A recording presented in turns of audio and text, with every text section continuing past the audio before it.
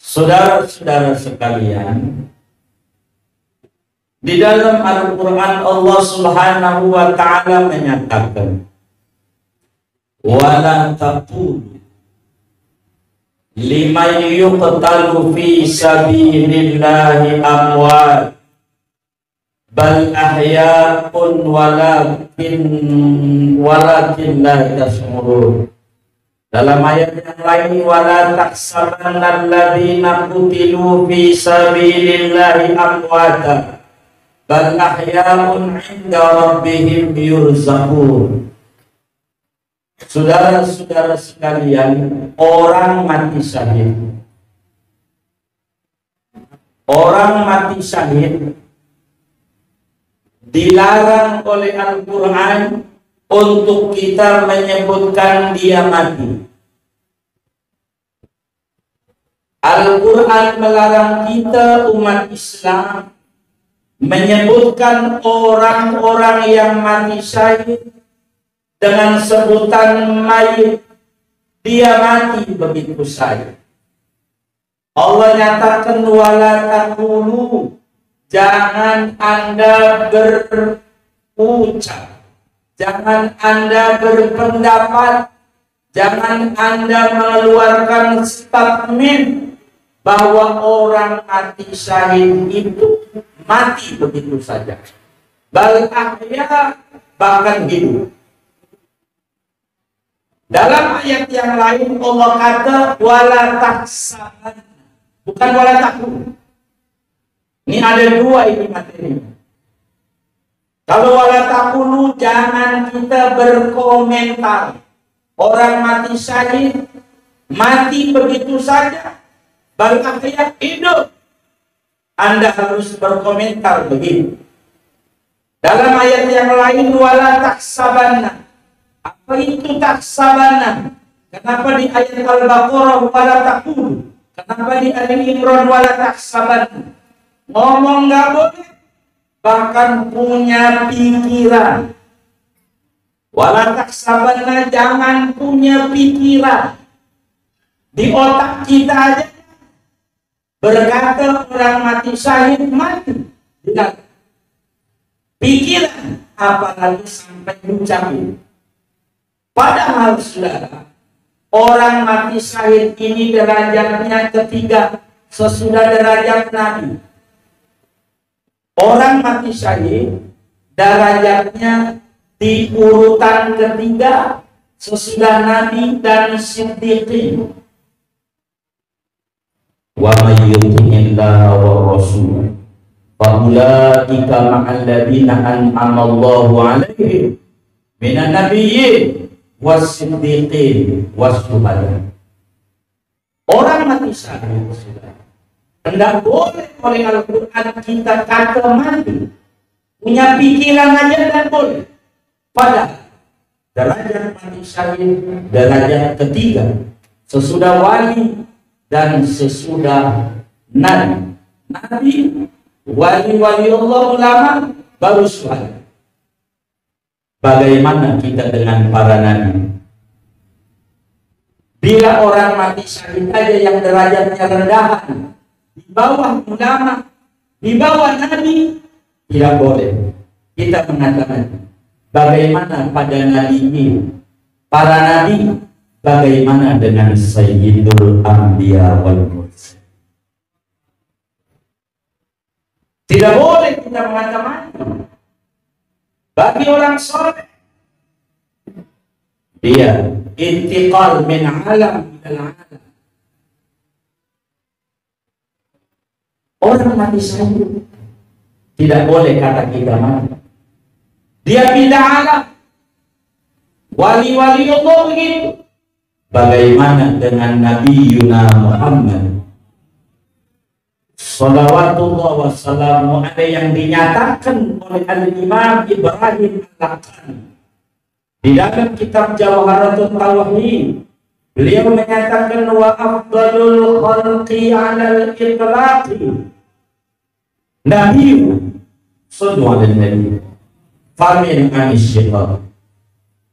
Makhluk paling tingginya makhluk adalah Nabi kita Muhammad Salawatullah wassalamu alaihi yang maulidnya kita peringati malam hari ini di Mushola Al-Barak. Di dalam Tuhfatul Murid, Imamul Bajuri menyatakan yajibu ala kulli muslimin an ya'taqida anna afdalal khalqi huwa nabiyuna Muhammad.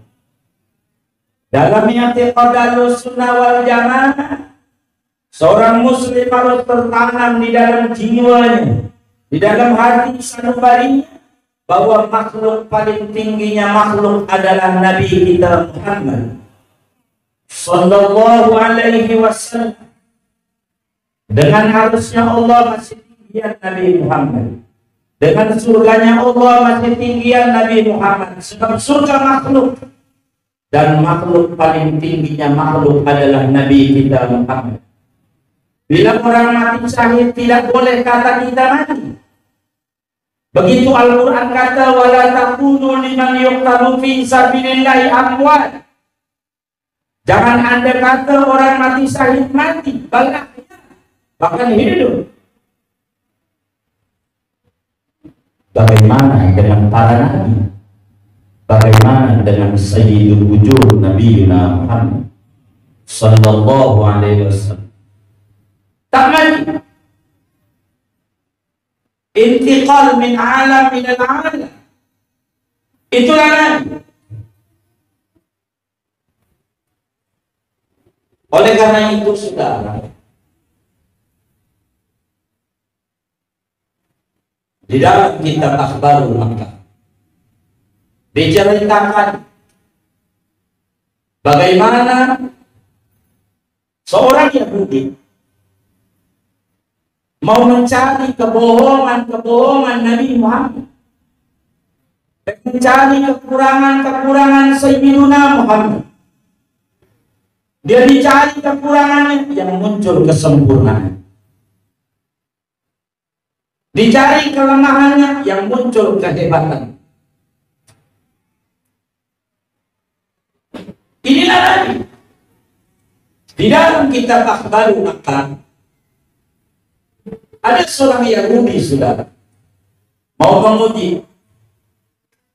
Kata Nabi dalam hadisnya, Inna Allah subhanahu wa ta'ala qad harramal arda an ta'kula ajsadal anbiya. Sesungguhnya Allah subhanahu wa ta'ala haramkan bumi menelan jasad para nabi. Mereka hidup. Nabi Musa alaihissalam waktu Nabi Isa dilihat lagi sholat dikubur. Nyampe Palestina sholat bermakmum di belakang Nabi Muhammad. Di langit ketemu Nabi, kelasnya Nabi Musa. Ini diuji. Ini ada kesempatan hadis bahwa jasad para nabi nggak bakalan dimakan oleh Allah. Dia hidup. Lalu kemudian pengen nyulik Nabi Muhammad. Sudah wafat. Madinah belum seramai seperti sekarang. Maka kemudian satu malam Amirul Madinah, raja di Madinah, kalau kita orang gubernur Madinah, mimpi didatangi Nabi Muhammad sallallahu alaihi wasallam. Didatangi Nabi. Dalam mimpinya tuh Nabi bilang begini, Ya Amiral Madinah, agisni min hadainir rajulain. Wahai gubernur Madinah, tolongin aneh. Kata Nabi nih, dalam mimpinya, tolongin aneh dari dua orang ini. Matanya biru, rambutnya pirang, Dia bule, bukan dari Jawa. Kalau dari Jawa punya laki kapten, bule. Tolongin saya dari dua orang ini. Begitu Amirul Madinah bangun, kata dia, hadhihi ru'ya minasyaitan. Ini mimpi dari setan. Enggak mungkin Rasulullah Shallallahu Alaihi Wasallam minta tolong namanya. Enggak mungkin. Enggak mungkin. Kata gubernur Madinah. Besok malam tidur mimpi lagi, saya mau singgah. Sama kasusnya, tolongin saya dari dua orang. 3 kali. Sesudah 3 malam, kata Amirul Madinah, ini mimpi dari Allah. Ada yang gak beres berarti di kota kami ini. Ada yang gak beres. Ada yang tidak patuh. Begitu kata gubernur Madinah. Kumpulin para staf-staf gubernuran di Madinah. Dia bilang, kata Amirul Madinah ini adil. Kumpulin rakyat kita. Saya mau bagi bansos. Bansos. Sardennya 3, hilang 2. Mau bagi bansos.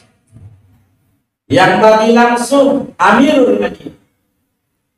Belum ramai seperti sekarang Madinah. Jadi orang dikumpulin pada hari yang ditentukan. Kumpul.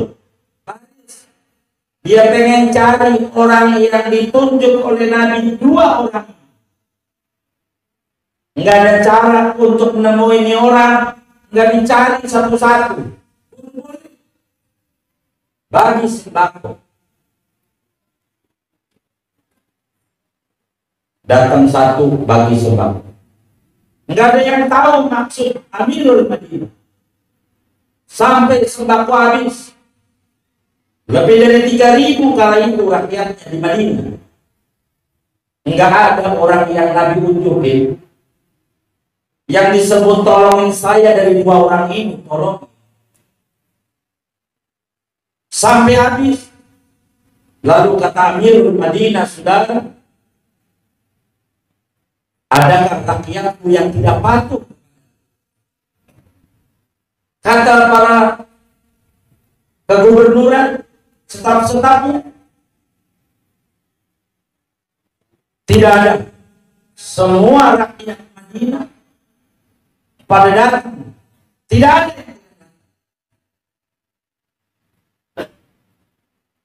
Tapi nggak mungkin. Mesti ada yang belum datang. Seorang kakek-kakek nyamperin gubernur Madinah. Dia bilang, wahai Amirul Madinah, ada 2 orang kontrak di rumah saya. Mungkin karena dia bukan asli dari Madinah, KTP-nya bukan warga Madinah, jadi dia kagak datang. Kan yang diundang warga Madinah.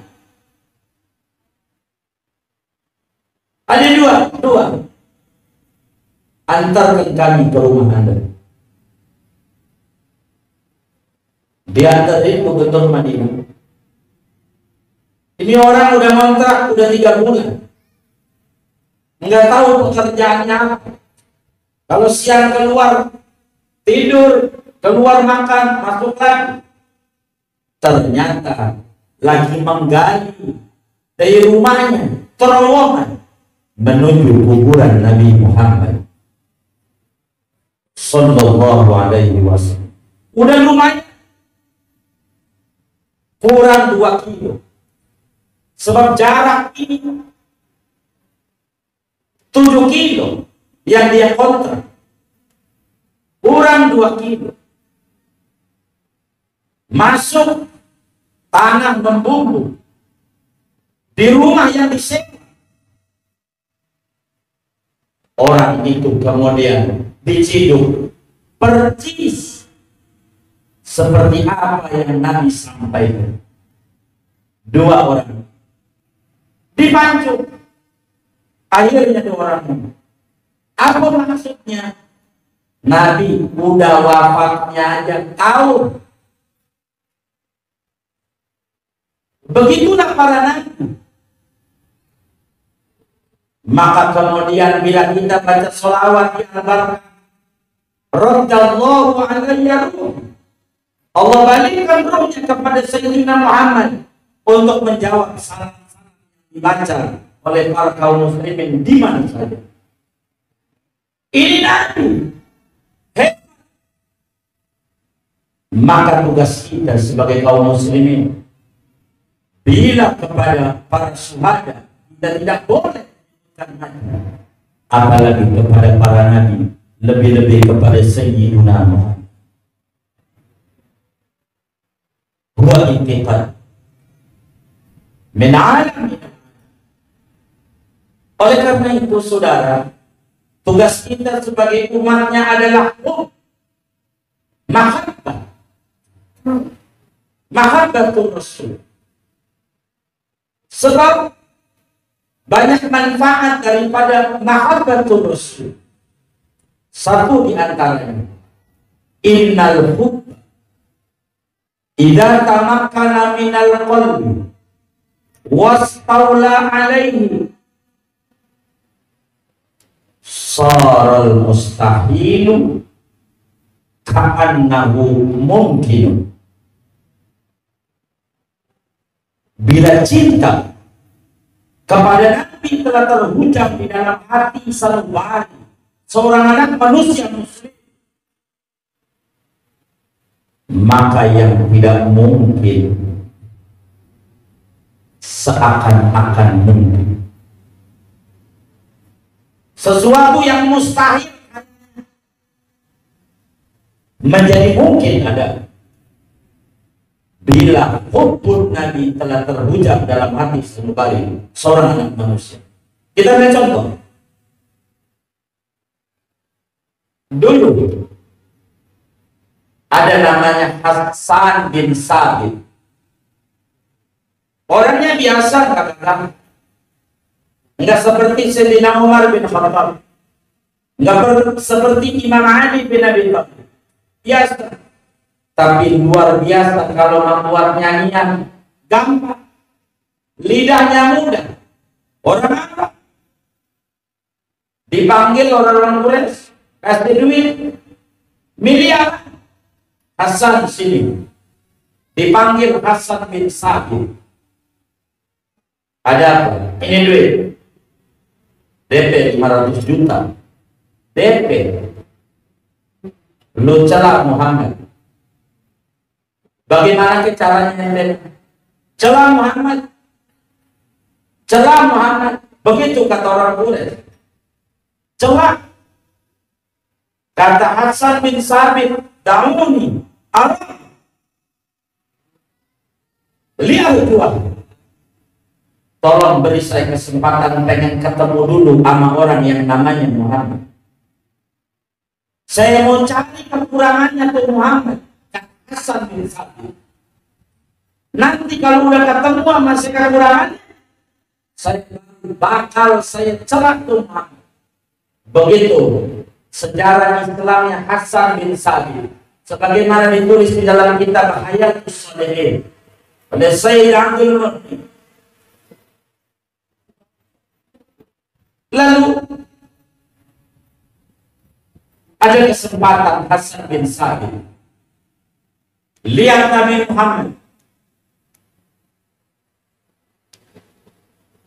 berubah, yang tadinya mau mencela jadi memuji.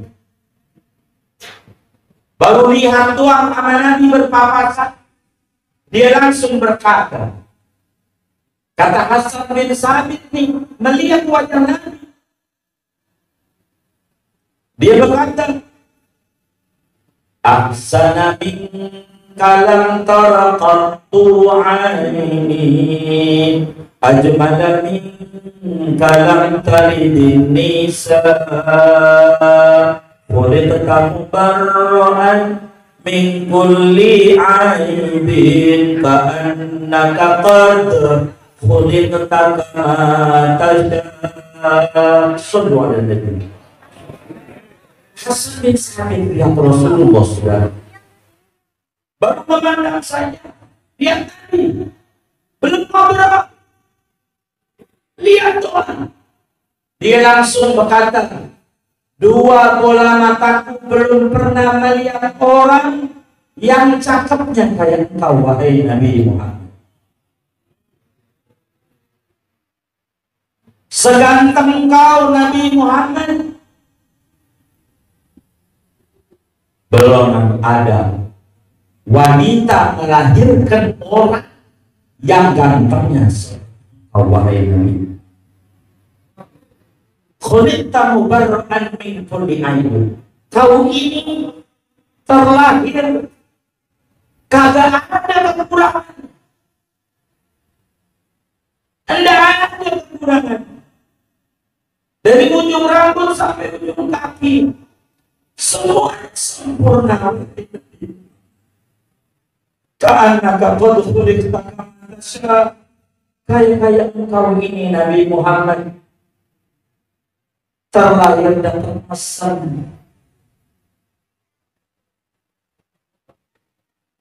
Apanya disebut? Habis ngomong begini, Hasan bin Sabit ditegur oleh orang-orang Quraisy yang udah bayar DP 500 juta. Gua bayar ente untuk nyelamat, bukan untuk muji.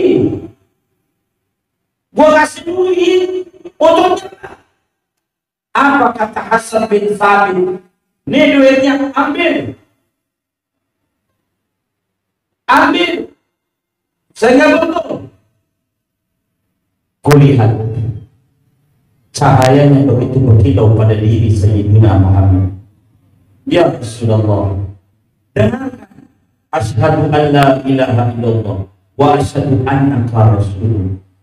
Islam Hasan bin Sabit. Kenapa? Lam annal hubba idza tamakkana minal qalb wastaula alaihi saral mustahilu ka'annahu mungkin. Yang tadinya mau nyala, bila rasa cinta sudah berubah,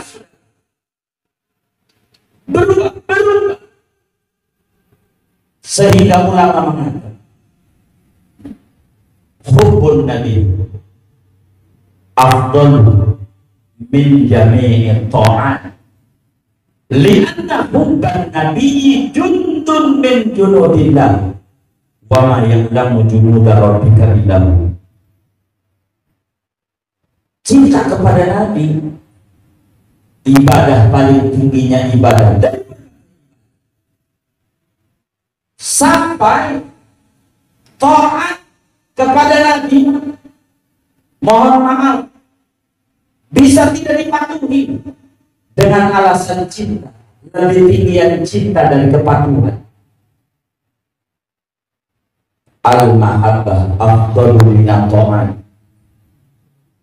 Mahabbatun Nabi itu lebih tinggi dari segala macam ibadah. Saya contoh satu dari Hasan bin Sabit. Rasulullah SAW datang pada sebuah, lalu orang pada datang. Ketika Nabi lihat, Nabi datang, orang pada duduk, lalu orang pada diri semuanya. Lihat Nabi datang, diri. Kata Nabi, la takum kama qaman Nabi. Jangan berbangun, duduk. Begitu kata Nabi, duduk. Jangan diri. Jangan seperti orang non Arab, kalau ada pembesarnya dia diri. Duduk saja, duduk. Maka saudara, semua orang pada duduk kecuali satu.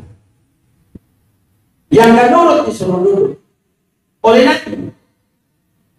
Hasan bin Thabit radhiyallahu ta'ala, kata Nabi duduk, semua duduk.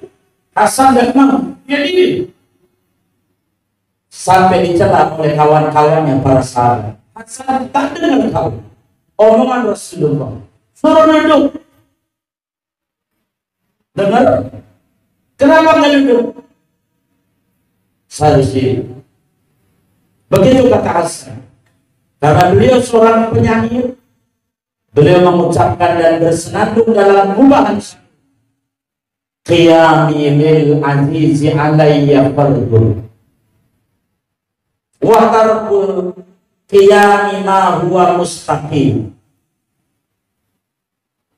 Ajibtu liman lahu tu aqlin wa fahmin yara hadzal jamala wa la yabu. Kata Hasan bin Thabit, berdiri saya untuk orang mulia seperti Rasulullah wajib. Inilah kenapa ketika menceritakan lahirnya Nabi, orang pada diri. Ngapain diri? Sebagai tanda gembira. Kenapa diri gembira? Sebab disebut orang miring, saudara. Nungguin bininya mau lahiran di depan bidan, duduk, dikabarin, bang, bini mau lahiran.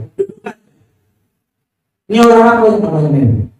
Orang miring, diri gila. Maka kata Hasan bin Thabit, dari sini semua orang pada diri kalau qiyam.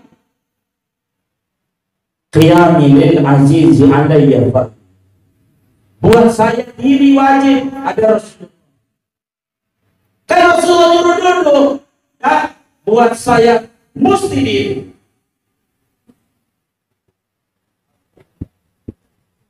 Qiyami lil azizi alayya fardhu wa tarkul qiyami ma huwa mustaqim.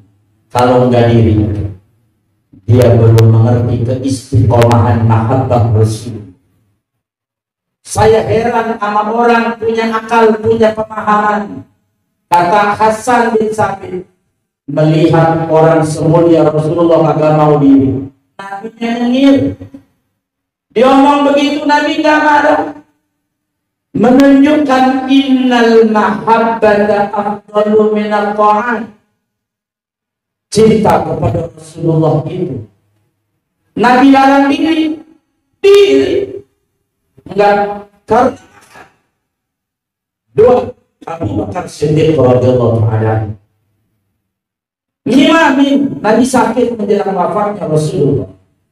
Udah ngimamin, Nabi ada mendingan badannya. Lalu dipapah Nabi, berasa Rasulullah datang. Abu Bakar mundur lagi sholat. Kata Nabi, nah, Abu Bakar tetap terusin sholatnya, terusin. Perintah Rasulullah. Teruskan Abu Bakar tetap mundur. Sebab husnul adab, dan berangkat dari mahabbatul Rasul. Beliau nggak mau ngimami. Ada Rasul. Fatwa Nabi sama dengan fatwa mau, tapi mahabbah mengalahkan segala. Dan mahabbah sebagai terakhir. Innal mahabbah tukamilu ma naqasa min a'malil insan. Inna mahabbata sayyidi waladi adna tukamilu ma naqasa min a'malil insan. Mencintai Rasulullah itu dapat menyempurnakan amal-amal kita yang kurang. Bagi kita yang kurang ibadah, bagi kita yang kurang demen sahur puasa, bagi kita yang kurang demen tahajud, sudah di mana ada majlis maulid kita sehat, waktunya ada hadir, landasi dengan mahabbatul Rasul. Sebab ini bisa mengangkat kita menjadi berkedudukan tinggi dengan mahabbah.